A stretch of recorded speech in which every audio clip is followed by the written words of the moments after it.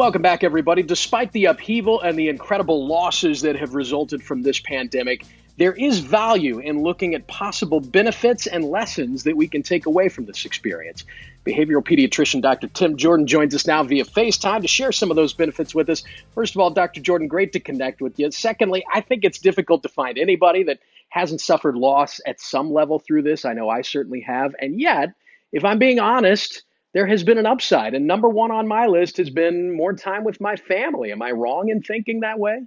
No, I've talked to a lot of families in the last few months, and they're all saying it's so nice to step out of the rat race and to feel less tense and less rushed. And kids are telling me they're really enjoying. There's more time with their parents. They're eating meals together. They're pulling out old board games. They're playing card games. That's been one silver lining in this.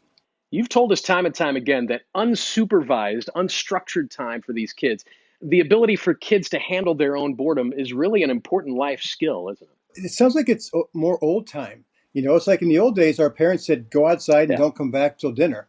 And so right. we were kind of left to our own devices, right? And so I'm hearing kids talking about building forts in their backyard, and they're making up their own games on the trampoline and stuff, and they're spending more time with their siblings playing, and they're making it their own fun. And their parents are not jumping around trying to be their entertainment directors like I think they were 2 or 3 months ago. So I think that's also a good thing.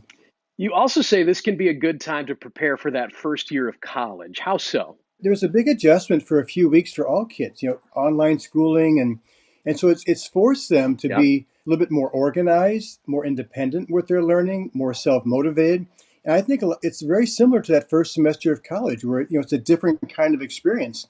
So I think because they've had a chance to adjust to all this and get through it, the kids who are starting college this fall, or even a year or two or three from now, I think they're going to be much more confident in making that adjustment because they've done it before. So I think it's going to be much easier for them. Never really thought about that, but it makes a lot of sense. And if you really want to flip this on its head, this might be an opportunity to foster the idea of being of service to others in our own kids, right? Yeah, one of the best ways to take care of anxiety, depression, and feeling kind of down is to get out of yourself and be there for other people. So I've been encouraging kids to think about and families to brainstorm what are some ways we could be there for other people. I've had kids do all kinds of cool things. I had a girl from Oklahoma who I do some FaceTime visits with who she's 9 years old and she loves to paint. So she painted some beautiful pictures.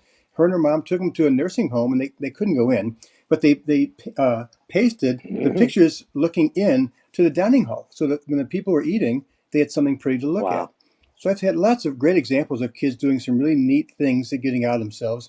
I think when they do, it also brings up another great silver lining, which is gratitude. When you, when you see other people who are less fortunate than you, it makes you grateful for all those things that you have and the people that you have in your life. Great point to end on, Dr. Jordan. And we're thankful and grateful for your time and your expertise. We appreciate it. We're going to post a link to Dr. Jordan's blog, always a good read, on our website, kmov.com/greatday.